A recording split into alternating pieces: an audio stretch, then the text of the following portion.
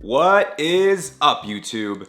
You're here with me, Bernardo Rocha, and today I'm going to be teaching you guys the easiest way to shoot and edit interior photos. Do you want to shoot awesome interior photos just like this one, quick and easy? Well, you're in luck because today I'm going to be showing you guys how I do it, and it's very easy, there's not too much work involved, and it's going to get you spectacular photos. I'm going to show you guys my exact settings, my little tips and tricks, and then we're going to hop into Lightroom and get a quick little edit to show you guys the final product. And I'm also giving away for free my preset developed from the one that I use at the end of this video to edit these photos.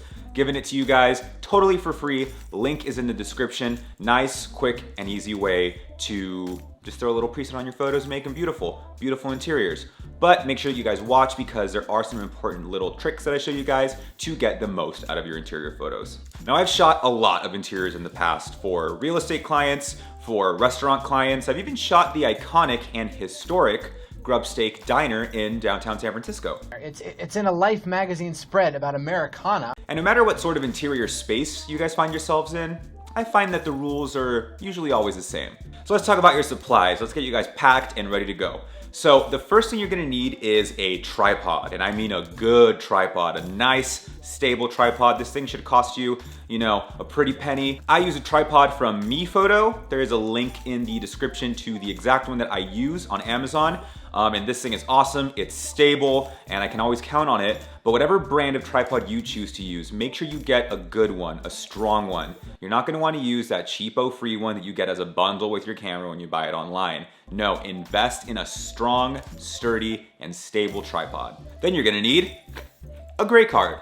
So this is the one that I use from X-Rite. Again, link in the description if you want to pick this exact model up. And this one has a gray card as well as a color calibrator for your camera. So you can get super, super accurate colors with a tool like this. Accurate colors are going to be your best friend when it comes to taking interior photos, and a gray card makes it easy, so definitely invest in one. And finally, I recommend you guys shoot with a wide lens. I'm gonna be shooting with the lens I'm filming on right now, the Sigma 24mm Art Series lens, but really any lens 24mm and under will do. You can go as wide as 16mm, you can do 20mm, whatever focal length you feel captures the scene that you want to set. So that's it for your supplies. You're gonna need a good tripod, you're gonna need a gray card, and you're gonna need a wide lens. Now let's go on to some of the pre-shoot work. Now when you're shooting for a commercial client, it's really important that you take charge of the shoot. You're gonna wanna get everything that you need done before you even show up. So once they've booked you, you're gonna wanna ask them for a detailed shot list of what they want,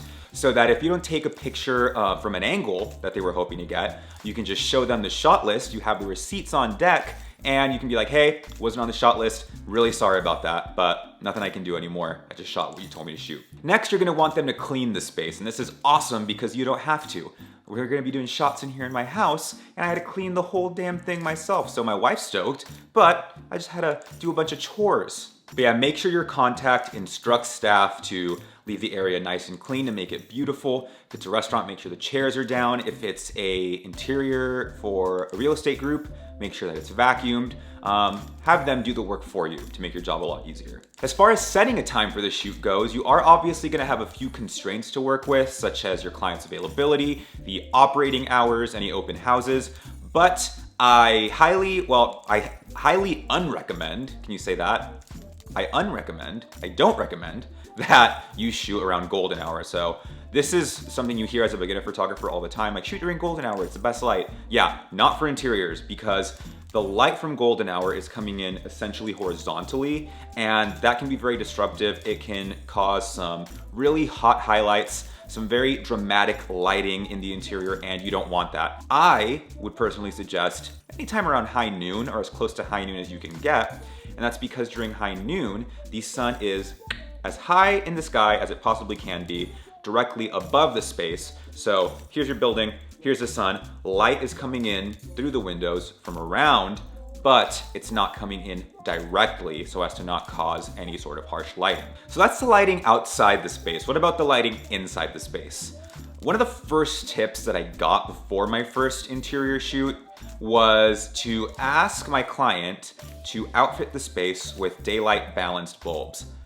I think that is freaking crazy. I think it's unreasonable to ask your client, oh, go buy all these light bulbs if you don't have them, and switch every single light in the house to use this light bulb, and spend all the money, do all the work, and then undo it when I'm done at the shoot. That's crazy. Don't ask your clients to do that. I find it important to faithfully represent the space. So if the restaurant is divey, if it's a little dive bar you're shooting, let's say, and the lights are those like radioactive orange lights, you want it to look the way it actually looks. So yeah, don't bug your client with light bulbs. Shoot a picture that reflects reality. Ooh, and here's a super special exclusive pro tip for you guys.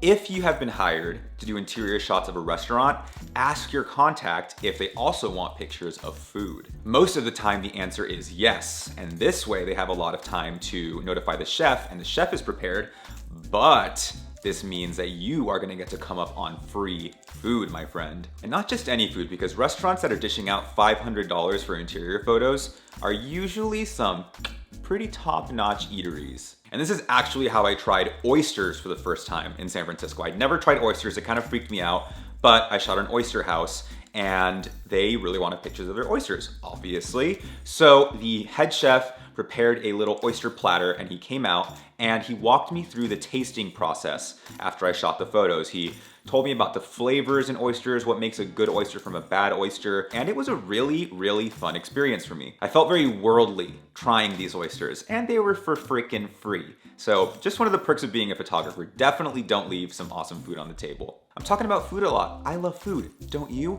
Let's move on. And we are moving right on to the execution of these photos. All right, so let's go over to my tripod, and I have it set up in this corner of the room where I get as much of the space in the frame as desired. You're gonna wanna make sure that your camera is level horizontally, which is easy to do with the built-in level found in most cameras. And then, the first thing you're gonna wanna do is take a picture of the gray card, and you'll understand how we use this when we edit the photo itself. Now, diving into settings, you're gonna wanna go into aperture priority, set the ISO to 100 so that you ensure the highest quality image, and then you're gonna wanna set the aperture to f11 for uniform sharpness throughout the entire frame. Now here is a small but critical trick. Now you're gonna wanna set your camera to the 2-second self-timer. Now this gives you enough time between you pressing the shutter and any potential camera shake that happens after you've touched it and the actual shot. So your camera's gonna be as stable as possible while the exposure is being captured. Now you shoot the shutter button and you wait. Sometimes a little bit, sometimes a lot. Just let your camera do the work. And this is why we set it on to aperture priority. The camera decides what to do. And it's usually pretty close, if not directly in the ballpark. And then with your raw files, you just go into Lightroom and you fix up whatever you gotta fix up. So let the camera do the work. Now let's go over into the office, hop into Lightroom, import these photos, and I'm gonna show you guys how my preset works on them, as well as any tweaks we have to do to get a perfect finished product. So starting off, I'm just gonna show you guys one of the images right here. This is probably my favorite image of the day. And I'm gonna show that to you guys unedited, and I'm gonna show you guys how easy it is to edit it using my preset. So the first thing you're gonna do is you're gonna go over to your gray card photo right over here, and you are gonna go into the white balance section, and you're gonna find the color dropper right here, the white balance selector itself, and you're just going to click on the gray card. And what that's gonna do is, based on the gray, the computer is gonna algorithmically generate what it thinks is the best color balance. That works the same no matter what version of Lightroom you're using and no matter what editing software you're using, actually. So go over to the photo, open up your presets, and we're gonna apply LBR interior, as you can see right here, and boom, we're already looking real nice, real sharp. Then you can either type these in manually, or you go here and you choose what specific edits to copy, deselect everything, color, choose only the white balance, and you go over to your edited photo, and you paste the custom white balance, and you are good to go, looking at beautiful and accurate colors. To make this better, we might want to use the level just to see what that looks like. Wonderful. Even though we have the camera level, I don't know, guys, it's weird. Sometimes I feel like the earth isn't exactly level, and Adobe's algorithms is much better at telling us what actual level is. So there's that existential crisis for you today. Is the earth level? Who knows? but this picture is looking real nice. My preset includes sharpening, so that's all set. As far as any other customizations you might want to make, you might want to tweak the white balance to your liking, whatever that may be. So this image is looking a little green to me for my taste. And the exposure looks good, the shadows look good. I don't really want to mess with this at all. This looks great. So from here, what we can do with similar photos in our set is we can now copy all of the edit settings at once. So that is the preset LBR Interior 1 along with the custom white balance. And we can go to another photo here and very easily, one and done, paste edit settings. And that looks wonderful. Check out the level, see how it looks. Boom, looking nice and straight. And we can just do that to all of the photos taken in the same room since it's the same color temperature in that room. This kitchen photo right here, paste edit settings, and boom, look at that, looking fantastic. And one more for you guys, the gallery wall photo.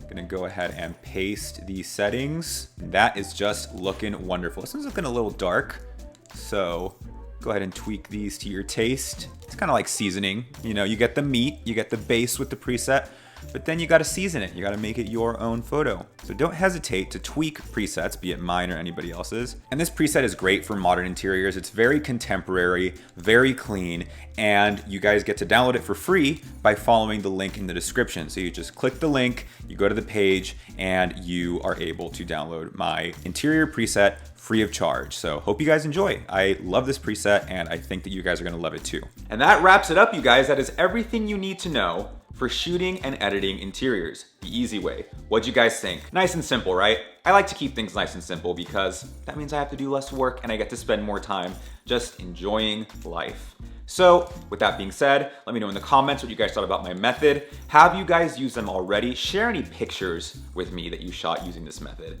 DM me on Instagram at Bernardo Rocha. Follow me on there if you haven't yet. DM me your photos and I'd love to share them. I do read all my DMs from you guys. I do read all my comments. I love communicating with y'all and getting to know your thoughts. Sometimes even if you disagree with me, I'm always open to learning new things. So if you have any tips for me, please share. I'd love to read them. I'd love to learn them. I'd love to implement them. But until we meet again, you guys, please don't forget to like this video, subscribe to this channel, and just go have a great day. Go take it easy. Go shoot some interiors and then take a nap on that couch. Do what you gotta do. Take care, guys. I'll see you again soon.